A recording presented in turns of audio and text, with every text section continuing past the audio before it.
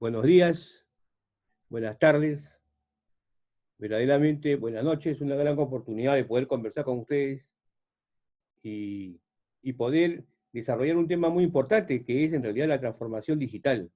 Y por eso vamos a compartir pantalla.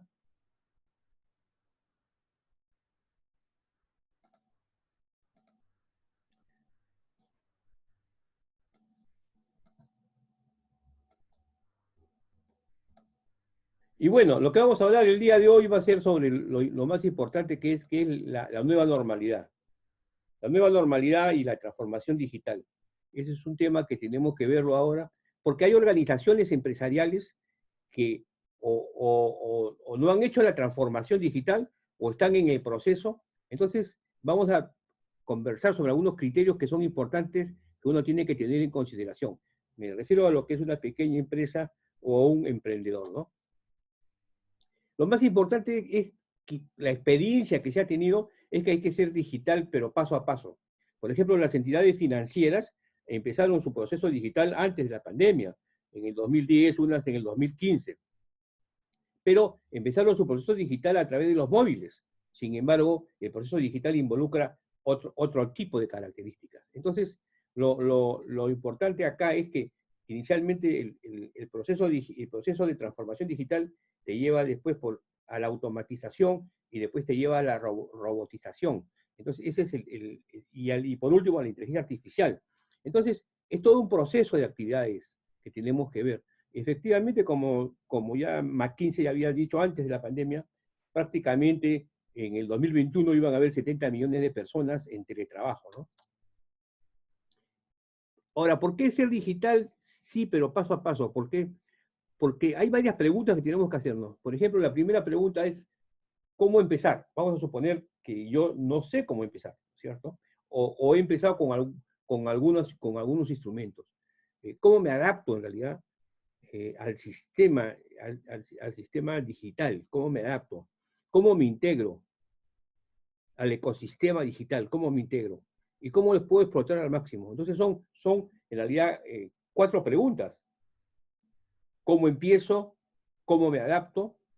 ¿Cómo me integro? Y cómo le saco el máximo provecho. Y esto es muy importante. Entonces, vamos a empezar por el principio. Yo en una organización empresarial, yo tengo prospectos, tengo clientes y tengo proveedores.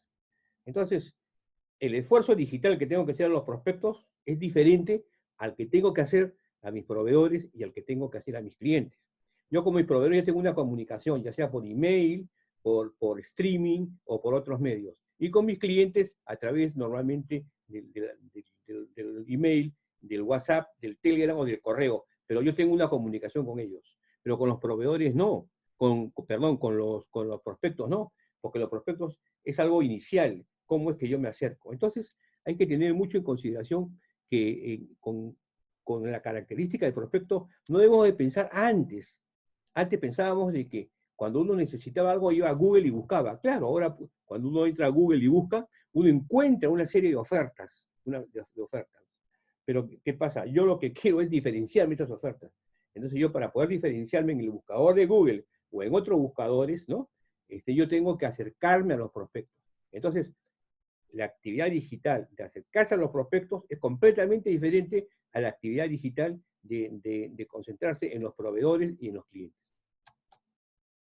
¿Qué es lo más importante? Es el mensaje.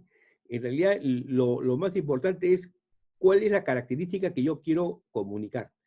Yo tengo un mensaje que va a ser escuchado por uno o varios, ya sea prospectos, clientes y proveedores. Pero lo importante es que los prospectos, clientes y los proveedores comprendan mi mensaje, lo entiendan, no solamente lo reciban, sino lo comprendan.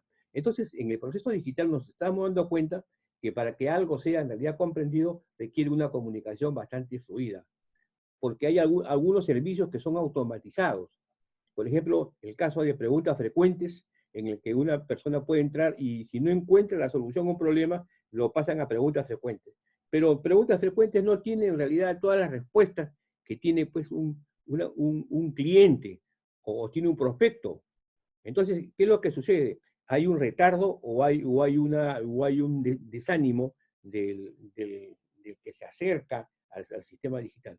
Entonces nosotros tenemos que tener en consideración que se deben automatizar algunos procesos, pero otros no es conveniente automatizarlos hasta que verdaderamente ya haya una comunicación muy fluida, ya sea con los prospectos o con los clientes. ¿Qué es lo que sucede? Acá tenemos, por ejemplo, en esta diapositiva, dos cosas que son importantes. ¿Cuáles son los roles operativos y lo que se llama el War Room? Entonces, dentro del proceso de la empresa, la parte logística, la parte de compras, de abastecimiento, la parte de recursos humanos, la parte de los canales de distribución, la parte de producción, todas esas áreas funcionales, en realidad, son claves. Entonces, nosotros tenemos que ver cuál es el core business del negocio, ¿cierto? Y cuáles son las funciones de servicio al cliente. Entonces, aquí se trabaja mucho el back office. Entonces, nosotros debemos digitalizar de una manera gradual y automatizar algunos procesos que ya prácticamente los tenemos ya conocidos. Pero ¿qué es lo que ha sucedido ahora con la pandemia y el COVID?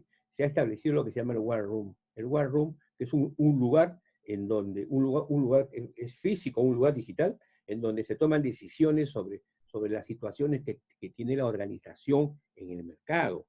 O sea, las características que tiene la organización en el mercado.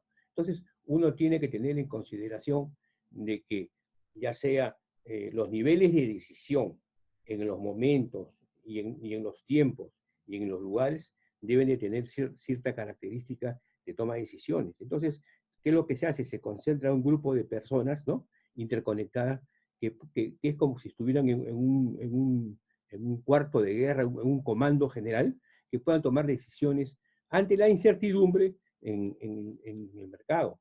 Entonces, ¿y por qué es eso? Porque se han reducido las organizaciones y también el personal se ha reducido. Entonces tenemos que, en realidad, deletrear una serie de funciones que anteriormente estaban asignadas a otras personas. Entonces el War Room y los roles operativos son bastante importantes. Por ejemplo, un caso que es típico es el tema de la visibilidad. En este momento, las marcas tienen que fortalecer en realidad su presencia de atributos, en realidad, con sus clientes y también con sus proveedores y también con los prospectos.